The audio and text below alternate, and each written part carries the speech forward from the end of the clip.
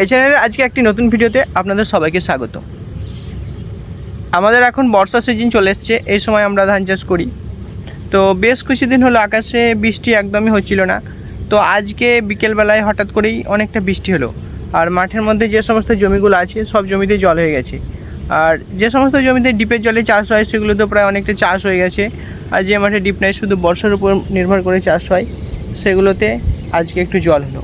তা এই সময় যদি জল হয় তো ভাল লাগে অনেকটা, কারণ চাষিরা যদি তাদের জমিতে জল না পায় তো চাষ করবে কী করে।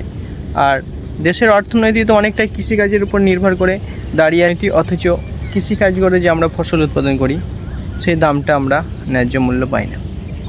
কোম্পানি তার নিজস্ব প্রোডাক্টের নিজস্ব দাম রাখতে পারে, কিন্তু কৃষকের ফসলের কোনো দাম কৃষক নিজে নির্ধারণ করতে পারে না।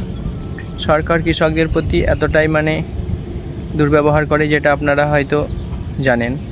এ কাজে কেউ সম্মান দেয় না, অথচ আমরাই দেশের লোকের দুমুঠো অন্ন যোগাই। আমাদের মাঠে অনেক জমি আছে, অথচ বৃষ্টির অভাবে চাষ বন্ধ ছিল। উপরবেলার আজ ইচ্ছে যে বৃষ্টিটা হলো, সেই বৃষ্টিতে আমার পিছনে যে মাঠ, সে মাঠে চাষ হবে। তাহলে বুঝতে পারছেন কতটা আমরা লড়াই করি। সরকার এগুলো ভাবেই না, তারা সারের দাম ঠিক করে দেয়। এবছর যে সারের দাম বেড়েছে তাতে চাষ করার পর অনেকটাই কষ্টকর ব্যাপার। ডিজেলের দাম বেড়ে গেছে, ট্রাক্টর যারা চাষ করে তারা বলছে আমাদের এবার চাষের রেট বাড়াতে হবে। তাহলে ভাবুন তো কৃষকদের জন্য সরকার কী ভাবে, অথচ বলে কিষাণ সম্মানিধি দেবো, 3,000 টাকা বাড়িয়ে দিয়েছে, 6,000 দিত, এখন 9,000 কৃষক বন্ধু দেবে বলছে। কিন্তু এগুলো তো সামান্য, তার কৃষিকাজে অনেক অর্থই খরচ হয়ে যায়। যদি চলতে থাকে তো আগামী প্রজন্ম আর কৃষিকাজ করবে না। কেন বলছি, কারণ কোনো কৃষকই চায় না তার ছেলে কৃষিকাজ করুক। আর এভাবে এমন একটা পরিস্থিতি দাঁড়িয়েছে যে কৃষকদের কেউ সম্মান করে না, অথচ কৃষক যদি না থাকে দেশের লোকের খাবারের অভাব হয়ে যাবে, তবুও এদের কোনো সম্মান নাই। এরা কিছুর হিসাব জানে না, ওরা হিসাব করে চাষ করে না, শুধুমাত্র কীভাবে অন্ন যোগাবে দেশের মানুষের প্রতি। তারা নিজের জন্য চাষ করে না, শুধু নিজের জন্য যদি চাষ করতো তাহলে হয়তো অনেক কিছু হতো। এরপর নির্ভর করে একটা সিস্টেম দাঁড়িয়েছে। আমি যদি আমার জন্য খাবারের জন্য চাষ করি, তাহলে আমি যদি 2-1 বিঘা চাষ করি, আমার পরিবারের কিন্তু খাবারের অভাব হবে না। কিন্তু ওই যে আছে, শুধু আমার জন্য ভাবলে হবে না, সমস্ত বিশ্ববাসীর জন্য আমরা ভেবে থাকি, অথচ আমাদের ভাবনাকে কেউ মূল্য দেয় না।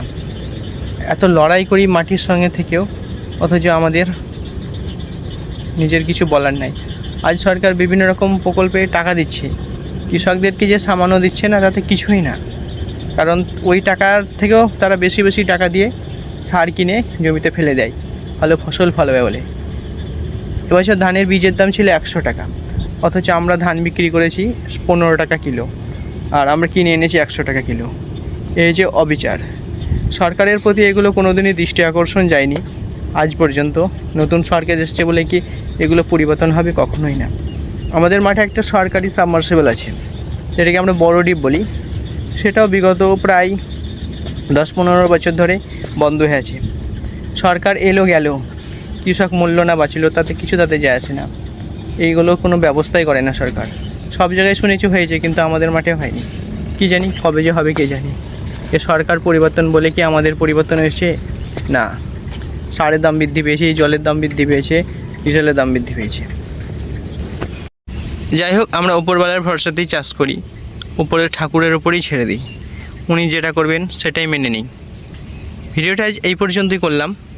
আগামী দিনে হয়তো আরও নতুন নতুন ভিডিও বানাবো।